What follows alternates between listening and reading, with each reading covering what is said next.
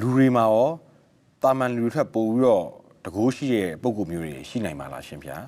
သူတို့တွေကြတော့ဘာကျင့်စဉ်တွေကျင့်လို့တာမန်လူထက်ပိုတဲ့တကိုးများရပါလဲရှင်ဗျာ လူတွေမှာတကိုးရှိတဲ့ပုဂ္ဂိုလ်ရှိနိုင်ပါတယ်ရှိနိုင်တဲ့ကဘလို့တကိုးတုံးဆိုစွမ်းတကိုးဆိုဒီမှာစာပေကျမ်းကနေမှာဆောင်ရွက်နိုင်တဲ့စွမ်းရည်တတ္တိကိုခေါ်တာပဲဖြစ်တယ် မှန်ပါဗျာ အဋ္ဌိလို့ခေါ်တယ်ပေါ့ မှန်ပါ နော် မှန်ပါ သူများတဲ့စိတ်ဆန္ဒကြီးမားတဲ့ပုဂ္ဂိုလ်ကလည်းဒါတကိုးရှိတယ်လို့ပြောလို့ရတယ်သူများတဲ့လုံလဝိရိယရှိတဲ့ပုဂ္ဂိုလ်ကလည်းပဲသူများတဲ့ပို့အောင်မြင်တာဖြစ်သွားကြအောင်အဋ္ဌိလို့ပဲခေါ်တယ် မှန်ပါ စိတ်ဓာတ်ကြမ်းခိုင်တဲ့ပုဂ္ဂိုလ်တွေကလည်းပဲဒါသူ့ရဲ့စွမ်းတကူလို့ပြောရမှာ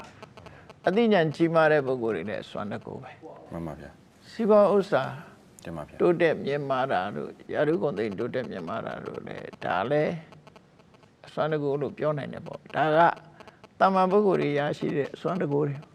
စ조사သူနဲ့မစ조사သူပညာထက်သူနဲ့မထက်သူဆိုတာအဲ့ဒါလူတွေမှာကွဲပြားခြားနားမှုတွေရှိတယ်ပေါ့နော်တမန်အပြင်ကြည့်မယ်ဆိုလို့ရှိရင်တကူဆိုတာဒီအလိုရှိတဲ့အရာကိုဖြည့်ဆည်းစေနိုင်တဲ့အရာကိုပြောတာလုံလဝိရိယရှိရင်လည်းဖြည့်ဆည်းစေနိုင်တယ်ပညာရှိလို့ရှိရင်လည်းဖြည့်ဆည်းနိုင်တယ်စိတ်ဓာတ်ကြက်ခိုင်ရင်လည်းပြည့်နိုင်တယ်ပေါ့ မှ နော် န်ပါဗျာ အဲ့လိုတကူမျိုးမျိုးရှိတဲ့ထက်မယ်အခုမေးတဲ့မေကွန်ရတမန်လူတွေတဲ့တကူရှိတဲ့တကူဖြစ်နိုင်တဲ့အစွမ်းတကူပို့ပြီးတော့ကြီးမားတဲ့ပုဂ္ဂိုလ်တွေရှိသလားဆိုဥပမာမယ်တမန်ပုဂ္ဂိုလ်တွေပို့သွားလို့ရှိရင်သမထချင်းစဉ်အောင်မြင်ပေါ်ရောက်သွားတဲ့ပုဂ္ဂိုလ်တွေကဒါသူက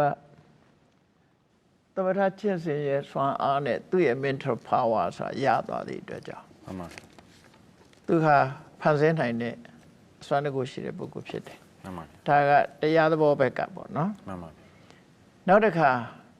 ဝိပဿနာကျင့်စဉ်ကျင့်ပြီးတော့အရိယာဖြစ်ဘဝရောက်သွားပြီဆိုရင်